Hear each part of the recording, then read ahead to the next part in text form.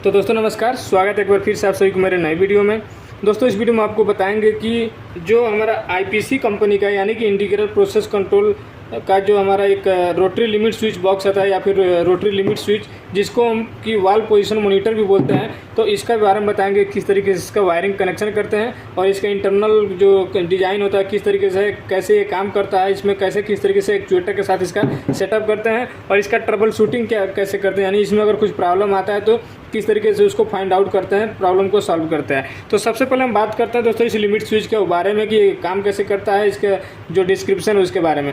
तो यहाँ पे देख सकते हैं ये आईपीसी कंपनी का है, यानी कि आईपीसी का मतलब यहाँ जो है इंटीग्रल प्रोसेस कंट्रोल, यहाँ पे कंपनी का देखिए पूरा डिटेल लिखा हुआ है आईपीसी। और इसी तरीके से रोटेक्स का भी रोटरी लिमिट स्विच आता है। तो ये हमारा आईपीसी मेक का है, आईपीसी मेक का रोटरी लिमिट स्विच, इसको अलग अलग नाम से भी जाना जाता है जैसे कि रोटरी लिमिट स्विच बॉक्स या फिर वाल्व पोजीशन मॉनिटर। यहाँ पे देखिए लिखा हुआ है वाल्व पोजीशन मॉनिटर। तो वाल्व पोजीशन मॉनिटर का मतलब ये होता है कि कोई भी जो वाल्व होता है उसका पोजीशन को ये मॉनिटर करता है कि वाल्व ओपन है या फिर क्लोज है, तो उसी को बोलते हैं पोजीशन मॉनिटरिंग। तो अगर कोई भी वाल्व है उसका पोजीशन को मॉनिटर करने के लिए इसको यूज़ किया जाता है। तो इसको लिमिट स्विच भी बोला जाता है, रोटरी लिमिट स्विच, यानी वाल्व का एक लिमिटेशन है। तो यहाँ पे देखिए इस जो लिमिट स्विच है इसमें दो तरीके का आपको रहता है। एक तो पोजीशन मॉनिटर करने के लिए रहता है, ऊपर में आप देख सकते हैं फिजिकली आपको शो कराने के लिए कि वाल्व ओपन है कि क्लोज है, इंडिकेशन के लिए ऊपर यहाँ पे फिजिकल इंडिकेटर लगा हुआ है। इसके अलावा इसके अंदर में हमारे कंटेक्ट दिए गए रहते हैं, स्विच दिया गया रहता है जिससे हमें फीडबैक मिलता है कंट्रोल रूम में कि वाल्व ओपन है कि क्लोज है। तो ओपन क्लोज के फीडबैक के लिए इसमें हमारे माइक्रो स्विच का यूज़ किया गया है, जिस तरीके से कोई भी हमारा जो रोटरी लिमिट स्विच बॉक्स आता है उसके अंदर में दिया गया रहता है।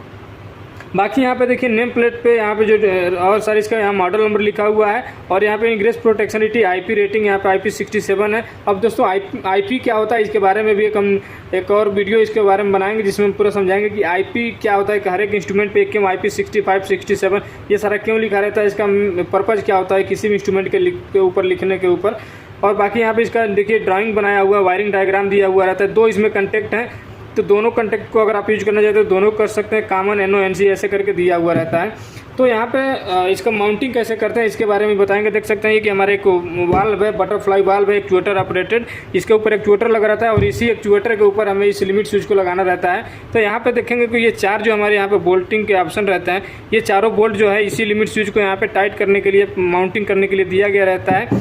इसके अलावा यहाँ पे बीच में जो ग्रिप दिया हुआ है इसके साथ में ये इसका जो राड रहता है लिमिट स्विच के बीच में एक पिस्टन साफ्ट एक रहता है, वो उसके साथ फंसाने के लिए दिया गया रहता है। तो अभी हम इस लिमिट स्विच के बारे में बताते हैं, बाद में इसको बताएंगे किस तरीके से इसके साथ इसको माउंटिंग करते हैं इस एक्चुएटर के साथ। तो यहाँ पे सबसे पहले आप ऊपर देखेंगे कि इस पर फिजिकल यानी लोकल मॉनिटरिंग के लिए ओपन क्लोज का एक इंडिकेटर लगा हुआ रहता है कि अगर वाल्व अगर ओपन होगा तो ये ओपन वाला दूर से ही दिखेगा ग्रीन कलर का, अगर क्लोज होगा तो ये क्लोज में यहाँ पे देख सकते हैं इस तरीके का रेड हो जाएगा। तो ये ओपन क्लोज मॉनिटरिंग के लिए यहाँ पे फिजिकली जैसे अगर आप पास से आपको देखना है कि वाल्व ओपन है कि क्लोज है, तो ये इंडिकेटर जो है आपको बता देगा कि वाल्व ओपन है कि क्लोज है। तो ये वाल्व को ऑपरेट करके चेक करके उसके बाद इसको सेट किया जाता है, ओपन में ओपन, क्लोज में क्लोज को इसको सेट करते हैं। तो ये जो ऊपर वाला जो रहता है आपका फिजिकल पोजीशन मॉनिटर जो फिजिकली रहता है इंडिकेटर जो है, आप इसको भी चेंज कर सकते हैं, सेट कर सकते हैं अपने हिसाब से।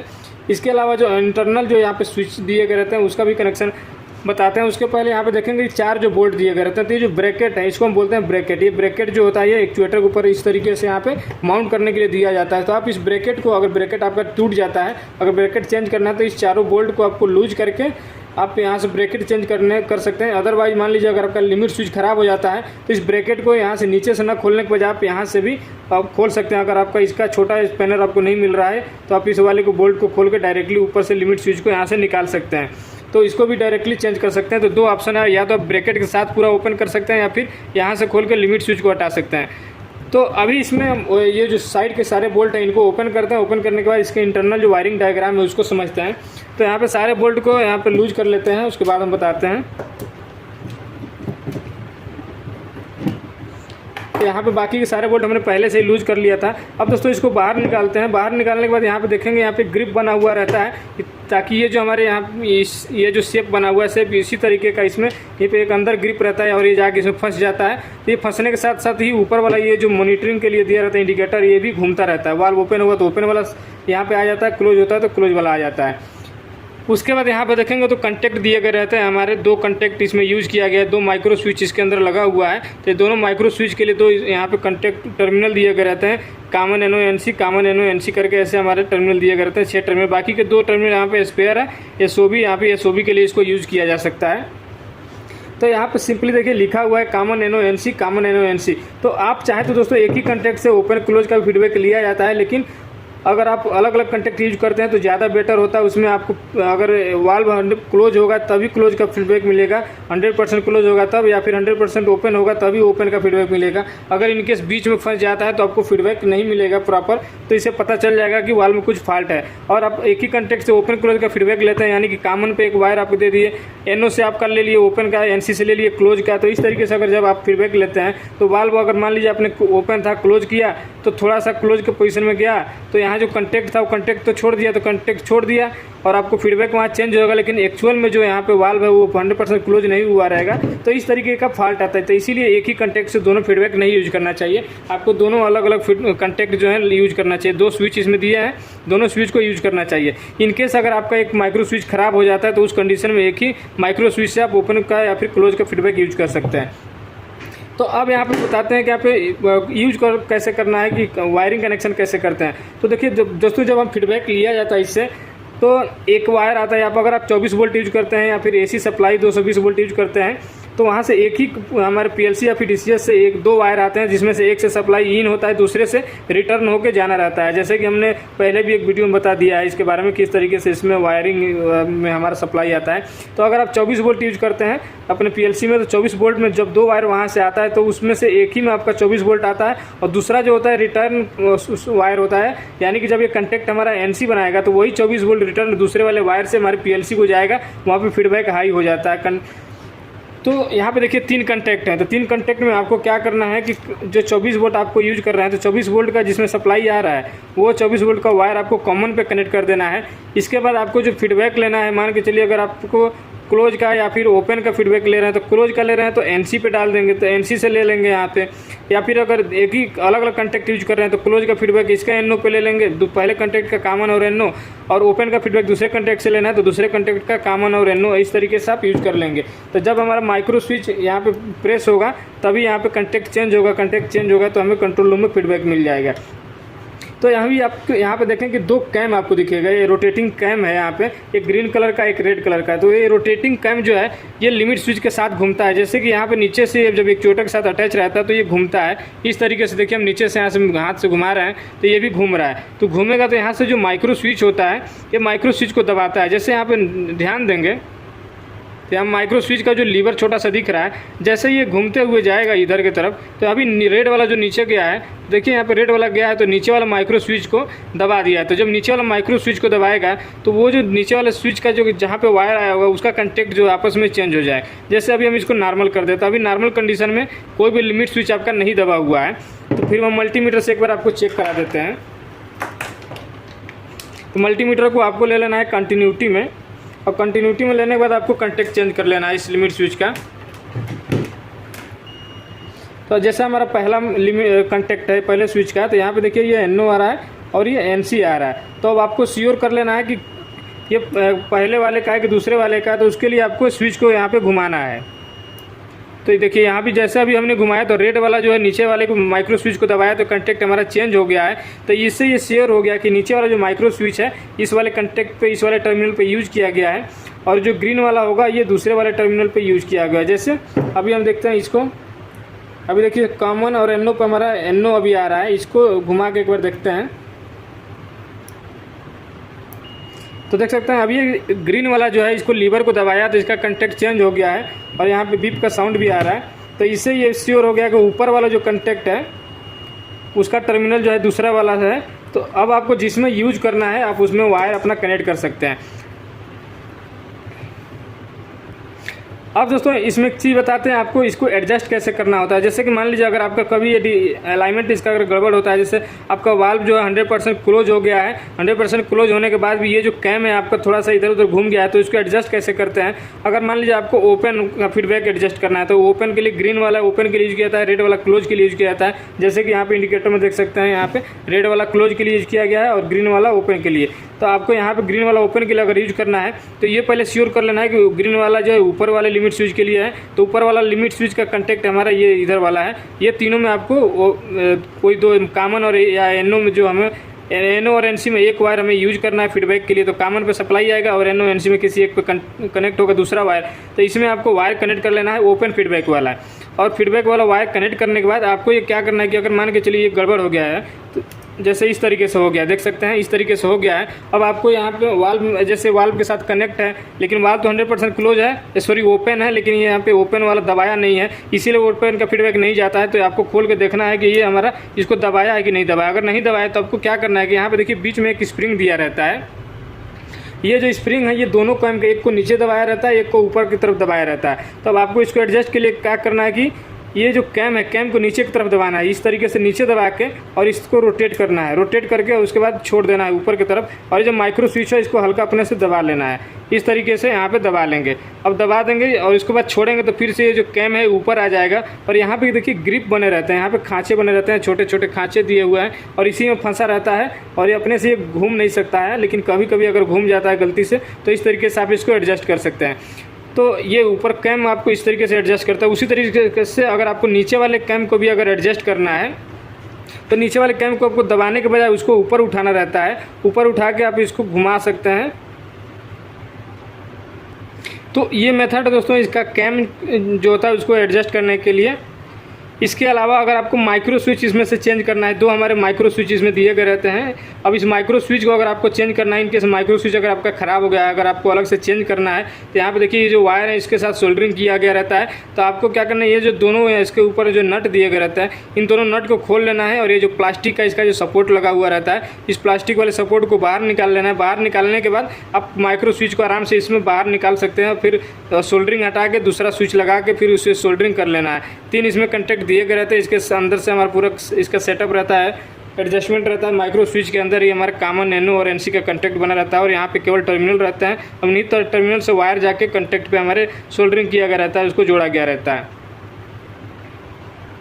तो दोस्तों अभी इसमें जो कॉमन फॉल्ट आते हैं उसके बारे में बात कर लेते हैं कि क्या क्या इसमें प्रॉब्लम आता है, उसको कैसे आपको चेक करना है। तो दोस्तों अगर आपका फीडबैक नहीं जा रहा है, जैसे कि अगर केवल एक ही फीडबैक ले रहे हैं, अगर केवल ओपन का फीडबैक लिए हैं, तो ओपन वाले फीडबैक के लिए आपको ये कंटेक्ट चेक, सेकेंड वाले जो कंटेक्ट हैं कॉमन एनओ एनसी, तो उसको आपको इस पर आपको चेक करना है। और अगर आप दोनों फीडबैक लिए हैं तो लेकिन किसका आपका गड़बड़ आ रहा है, अगर आपका ओपन का आपका नहीं सही से आ रहा है तो ओपन वाले टर्मिनल पे आपको चेक कर लेना है दोनों वायर का टाइटनेस। अगर कॉमन और एनओ में आपका वायर कनेक्ट है तो कॉमन और एनओ वाले वायर का टाइटनेस आपको चेक कर लेना है।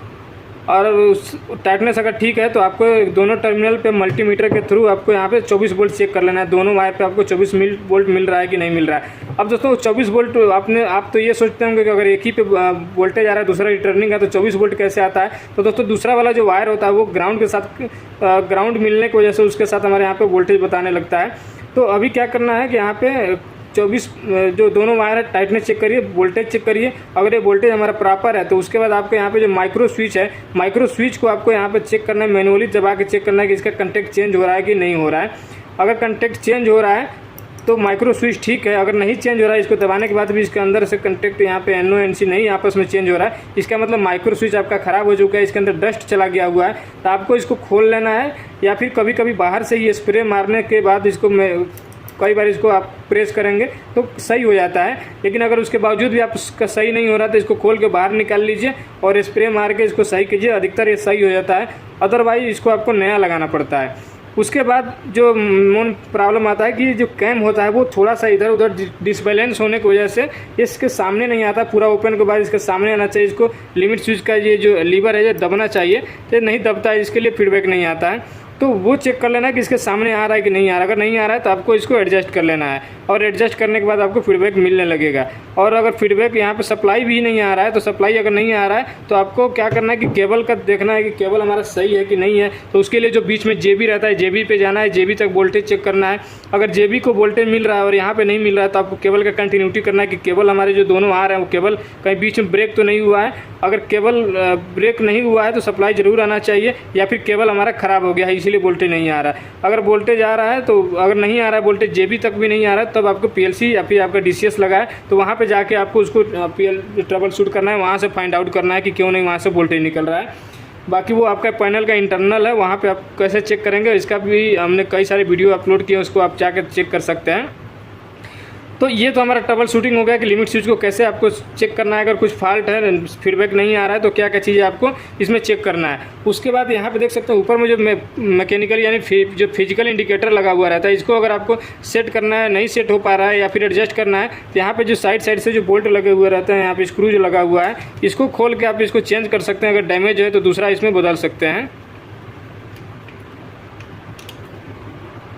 तो सारे स्क्रू खोलने के बाद आप इसको यहाँ से उठाएंगे तो ये बाहर आ जाएगा, और ये बाहर इसको करके उसके बाद यहाँ पे देखिए एक छोटा सा स्क्रू दिया गया रहता है, और स्क्रू के साथ में हमारा कनेक्ट रहता है। अगर ये डैमेज होता है तो आपको बाहर से दूसरा अगर नया है आपके पास, इस नए वाले को चेंज करके और फिर से इसको सेटअप कर सकते हैं। तो ये देख सकते हैं यहाँ जो ग्रिप बना हुआ रहता है, यही ग्रिप जो है इसके अंदर यहाँ पर इसमें जाके इस तरीके से यहाँ पर फंस जाता है। और यही जब हमारा जो लिमिट स्विच का बीच में जो हमारा एक शाफ्ट दिया गया रहता है, वो जो रोटेट होता है एक्चुएटर के साथ साथ, वाल के साथ साथ, तो ये भी इस तरीके से घूमता है और फीडबैक हमें ओपन क्लोज का मिल जाता है। क्लोज होता है तो क्लोज, ओपन होता है तो ओपन। या नीचे लिमिट स्विच का अगर वायर कनेक्ट है तो हमें डीसीएस में फीडबैक में मिलेगा, अदरवाइज फिजिकली हमें ये शो कराएगा कि ओपन है कि क्लोज है। तो इस तरीके से आप इसको भी इसमें चेंज कर सकते हैं। तो इसको लगाते हैं दोस्तों। लगाने के बाद आपको बताते हैं किस तरीके से एक्चुएटर में इसको लगाना रहता है।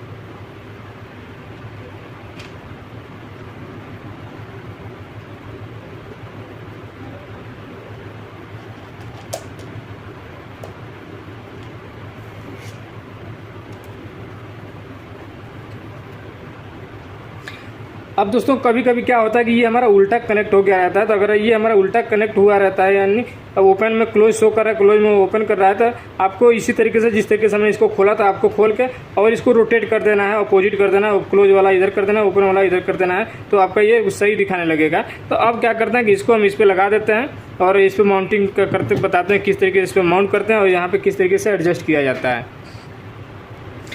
अब दोस्तों लिमिट स्विच को इसके ऊपर माउंट करने से पहले आपको यहाँ पे ध्यान देना है कि ये जो एक्चुएटर के ऊपर ये जो हमारे बने रहते हैं पिनियन जो रहता है, पिनियन के ऊपर जो ग्रिप बना हुआ रहता है, इसी ग्रिप में फंसाने के लिए यहाँ पे देखिए लिमिट स्विच में भी इसी तरीके का यहाँ इसका जो शाफ्ट होता है, तो उसमें फंसाने के लिए यहाँ पे भी इसमें इसी डिज़ाइन का एक बनाया हुआ रहता है, ताकि ये जो एक्चुएटर के ऊपर है पिनियन इसमें जाके ये फंस जाए। तो आपको यहाँ पे जो ग्रिप बना हुआ है इसी ग्रिप के हिसाब से इसमें इसको फंसा लेना है। और इस तरीके से अगर जिस भी डायरेक्शन में है, या तो आपको एक्चुएटर को सीधे जो पिनियन है उसको सीधा कर लेना है, उसके बाद फंसा लेना है, या फिर आपको बोल्ट को टाइट करने से पहले आपको इसमें इसको बैठा लेना है। इस तरीके से देखिए यहाँ पे इस तरीके से ऐसे है, आपको यहाँ पे इसको बैठाना है, इस तरीके से इसको मैच करा लेना है एकदम सेंटर में।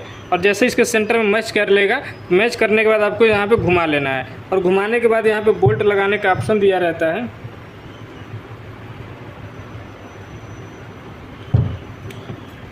देखिए ये जो 4 बोल्ट हैं, ये 4 बोल्टिंग के ऑप्शन दिए रहते हैं, 4 होल रहता है। अब इसके साइज का आप एलेंकी बोल्ट या फिर नॉर्मल जो बोल्ट आता है उसके थ्रू आप यहाँ पे इसको टाइट कर सकते हैं, इस ब्रैकेट को इसमें टाइट कर सकते हैं। तो इस तरीके से इसमें लिमिट स्विच को इसको फंसा के और टाइट किया जाता है। और इनकेस दोस्तों अगर आपका इसका लिमिट स्विच अगर ख़राब होता है, डैमेज होता है, तो बीच वाला अगर राड अगर टूट जाता है, इस राड को चेंज करना हो तो राड को चेंज करने के लिए इसके ऊपर ये जो कवर लगा रहता है, इसको बाहर निकालने के लिए यहाँ पे देखिए एक सर्क्लिप दिया गया रहता है। इस सर्क्लिप को खोल के आप इसको पूरा इस साइड से पूरा बाहर निकल जाता है, आप इसको बाहर भी निकाल सकते हैं।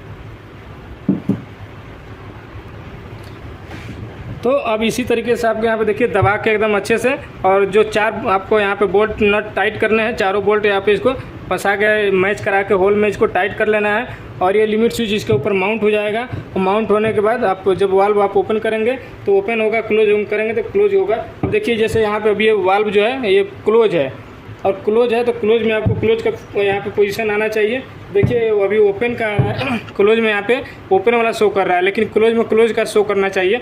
तो ऐसे में आपको क्या करना है कि ऊपर वाला जो यहाँ पे जो कवर पोजीशन वाला जो दिया हुआ रहता है, जैसा कि मैंने बताया था कि ये ऊपर वाला आपको कवर को खोल लेना है और जो इंडिकेटर है इंडिकेटर को उल्टा कर देना है, तो ये आपका सही हो जाएगा।